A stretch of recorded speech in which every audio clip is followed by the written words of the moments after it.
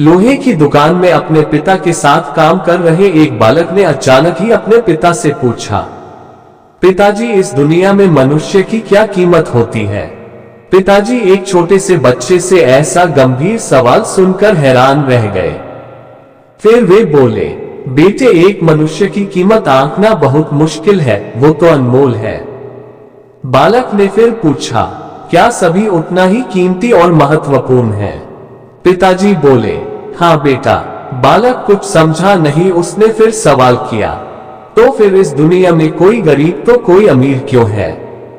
किसी की कम रिस्पेक्ट तो किसी की ज्यादा क्यों होती है? सवाल सुनकर पिताजी कुछ देर तक शांत रहे और फिर बालक से स्टोर रूम में पड़ा एक लोहे का रॉड लाने को कहा।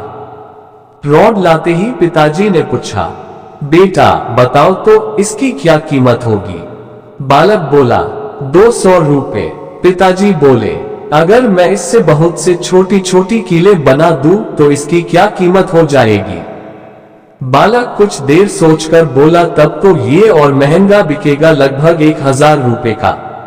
पिता ने फिर कहा कि अगर मैं इस लोहे से घड़ी के बहुत सारे स्प्रिंग बना दूं तो? बालक कुछ देर गणना करता रहा और फिर एकदम से उत्साहित होकर बोला, तब तो इसकी कीमत बहुत ज्यादा हो जाएगी। फिर पिताजी उसे समझाते हुए बोले, ठीक इसी तरह मनुष्य की कीमत इसमें नहीं है कि अभी वो क्या है, बल्कि इसमें है कि वो अपने आप को क्या बना सकता है। बालक अपने पिता की बात समझ चुका था।